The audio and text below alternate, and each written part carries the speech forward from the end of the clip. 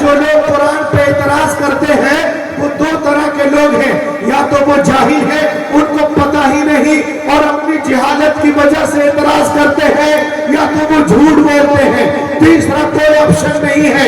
اور جب وہ دلیل سے باتیں نہیں کر پاتے، بسم اللہ الرحمن الرحیم۔ اللہ تعالیٰ قرآن پاک میں ارشاد فرماتا ہے کہ رمضان کا وہ مہینہ ہے جس میں اللہ تعالیٰ نے قرآن پاک کو نازل کیا ہے نا، جو انسانوں کے لیے ہدایت ہے۔ دنیا کا کوئی دھرم گرو اپنی کتاب کو پکڑ کے نہیں کہہ سکتا کہ اس میں جو آیت ہے، کسی بھی ایک آیت کو لے لیں گے، یہ کس جگہ، کہاں، کب، یہ سینٹنس، یہ شلوکا، یہ منتر، یہ جملے، یہ لائن کہاں اتری ہے، سوائے ہم مسلمانوں کے۔ ایک مدرسے کا بچہ کھڑا ہو جائے گا قرآن شریف لے کر کے اور کہے گا دیکھو اس میں جو آیت ہے شہر رمضان الذی انزل فیہ القرآن، یہ کہاں نازل ہوئی؟ مدینہ شریف میں۔ کب؟ لیلۃ القدر میں اللہ نے قرآن پاک کو نازل کیا۔ کیوں؟ انسانوں کی ہدایت ہے۔ تو ہر سوال کا جواب قرآن پاک میں ہے، اور ہم لوگ یہاں جمع ہوئے ماشاءاللہ۔ میں آپ کو بتانا چاہتا ہوں کہ عرس کمیٹی آپ سے کہہ رہی ہے کہ آج کی دنیا نالج کمپٹیشن کی دنیا ہے، گیان و وگیان کی دنیا ہے، حکمت اور سائنس کی دنیا ہے۔ پرتیوگتا کے سنسار میں علمی مقابلے میں رب کائنات نے اسلام کو وہ روشنی اور تابانی عطا کی ہے کہ اگر سارے مذاہب کے لوگ اپنا اپنا چراغ جلائیں اور اس کے بیچ میں ایک دیا اسلام کا رکھ دیا جائے تو ایسا مضمون ہو جائے گا، وائے بزم میں اتنا تو میر نے دیکھا، پھر اس کے بعد چراغوں میں روشنی نہ رہی۔ اسلام آئے گا، وہ روشنی بخشے گا کہ دنیا کی ساری روشنیاں اسلام کے آگے مان پڑ جائیں گی۔ نالج کمپٹیشن کے زمانے میں ہر مسلمانوں پر فرض ہے، it is a duty of every Muslim in the age of knowledge and competition۔ ہر مسلمانوں پہ ضروری ہے کہ مختلف علوم و فنون، مختلف تہذیبوں، مختلف زبانوں کا مطالعہ کرے، پھر اس کے بعد اسلام کی غالب تہذیب کو اپنی زندگی میں اس قدر روا کر دے کہ سمندر کی لہروں کی طرح ساری انسانی زندگیوں پر اسلام کی لہر چھا جائے۔ اور یہ بات جب ہوگی جب نالج کمپٹیشن کے زمانے میں آپ اتنا علم اور گیان رکھتے ہو۔ اعلیٰ حضرت عظیم البرکت ارشاد فرماتے ہیں کہ مسلمانوں، قرآن پاک دیکھنے میں کتابوں کی طرح ایک کتاب ہے، مگر وہ نظر ہمارے پاس نہیں ہے کہ ہم اس کی حقیقت کو دیکھ سکیں۔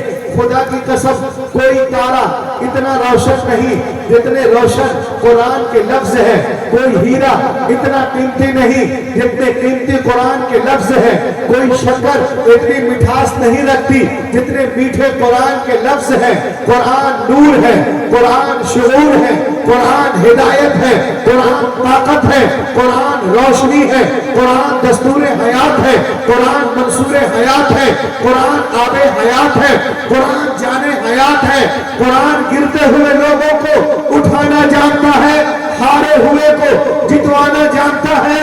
اور جو لوگ قرآن پہ اعتراض کرتے ہیں وہ دو طرح کے لوگ ہیں، یا تو وہ جاہل ہیں، ان کو پتہ ہی نہیں اور اپنی جہالت کی وجہ سے اعتراض کرتے ہیں، یا تو وہ جھوٹ بولتے ہیں، تیسرا کوئی آپشن نہیں ہے۔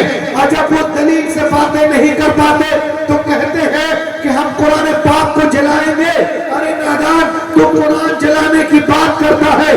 آج امریکہ ہو، برطانیہ ہو، لندن ہو، فرانس ہو، چین ہو، چائنا ہو، نیوزی لینڈ ہو، نیدرلینڈ ہو، سوئٹزرلینڈ ہو، سری لنکا ہو، پیرس ہو، فرانس ہو، ان تمام ممالک میں لوگ قرآن پاک کو چوم رہے ہیں، سینے سے لگا رہے ہیں، ایمان بھی لا رہے ہیں۔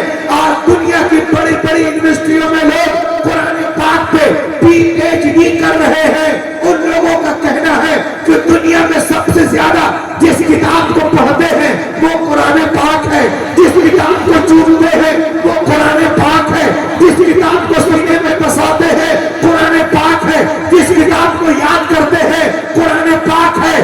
مشرق سے لے کے مغرب تک، شمال سے لے کے جنوب تک 24 گھنٹہ جس کتاب کی تلاوت ہوتی ہے وہ قرآن پاک ہے، تبھی تو یہاں کے علماء اس دیوان پاک سے دنیا کو بتا رہے ہیں کہ صحرا میں، جنگلوں میں، بیابان میں پڑھو، مینار گر پڑے تو میدان میں پڑھو۔ یہ بے خبر نجومی تمہیں کیا بتائیں گے کل ہونے والا کیا ہے؟ قرآن میں پڑھو۔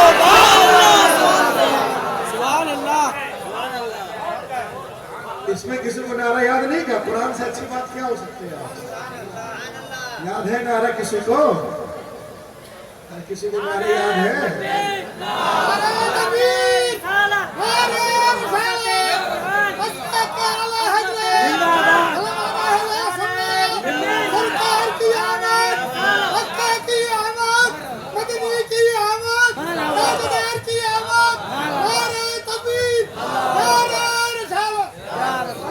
تم سلامت رہو قیامت تک، اور قیامت نہ آئے قیامت تک۔ یاد کے بولیے، بہت نام سنا ہوں میں، یہاں اشتہار بھی نہیں نکالتے ہیں اور بغیر اشتہار بھی لوگ آتے ہیں۔ ظاہر سی بات ہے رمضان کا مہینہ ہے، اس وجہ سے کچھ کم بھیڑ ہے، لیکن پھر بھی بہت ہے۔ یاد کے بولے سبحان اللہ۔